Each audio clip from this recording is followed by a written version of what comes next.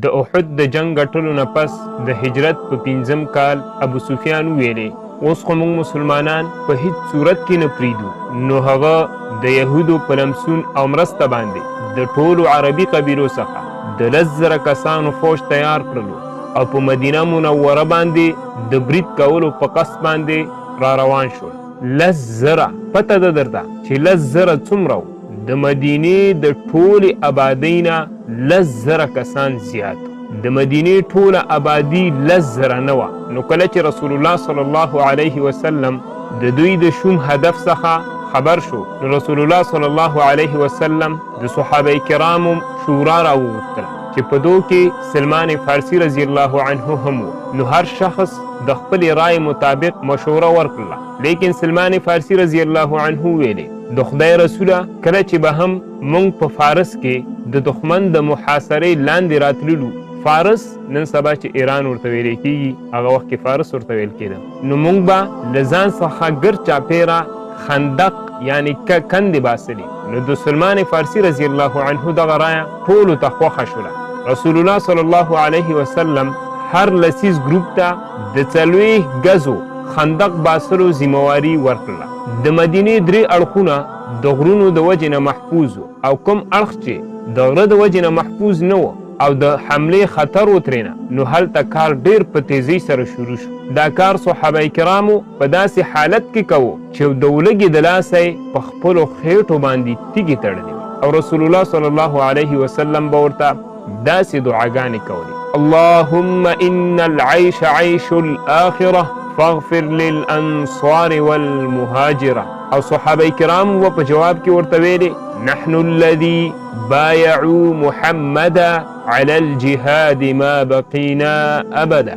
یو ورځ د خندق د کنستلو په دوران کې داسې یوه غټه تیږه مخې ته راغله چې نه ماتېدله. صحابه کرامو رسول الله صلی الله علیه وسلم ته وویلې چې د داسې یو مشکل سره مخ شوي یو. نو رسول الله صلی الله علیه وسلم خپله مارتول واخیسته، بسم الله یې وویلې او په تیږه یې ګزار وکړ.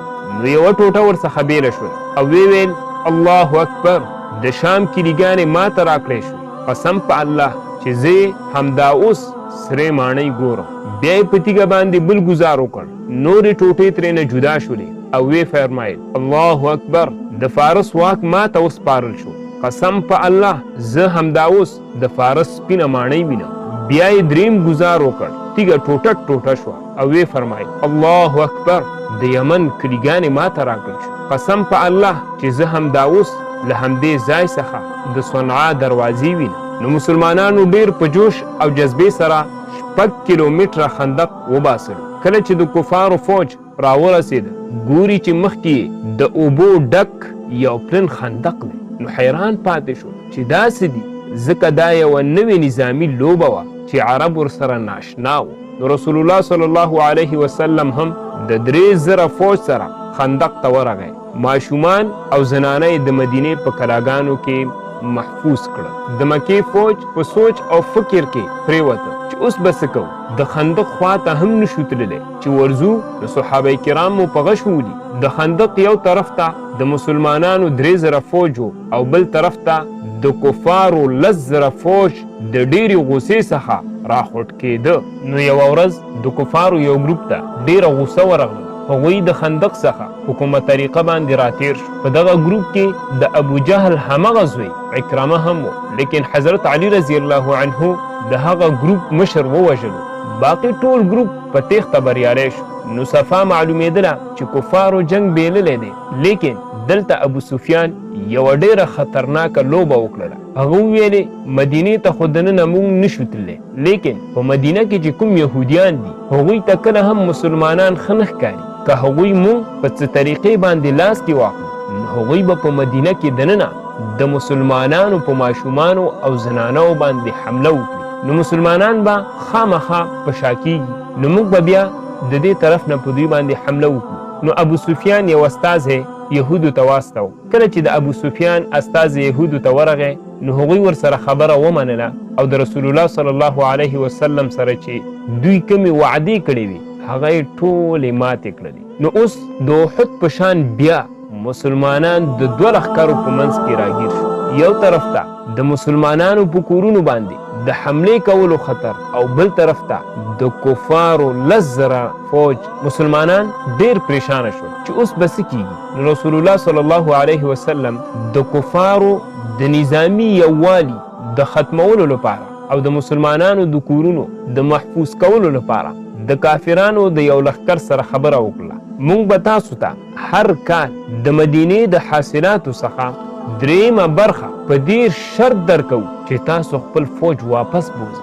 د دې خبرې باره کې د صحابه کرامو سره مشوره وکړلی شوه. نو سعد بن معاذ رضی الله عنه او سعد بن عباده رضی الله عنه ویلي د خدای رسوله که دا د خدای له لوري تاسو ته امر شوی وي نو بې دلیله یې منو، او که تاسو زموږ د ماشومانو بچ کولو لپاره دومره لویه قرباني ورکوئ نو داسې مه کوئ. موږ به تر اخرنۍ سلګۍ پورې جنګیږو. رسول الله صلی الله علیه وسلم هم د دوی د رای تایید وکړو.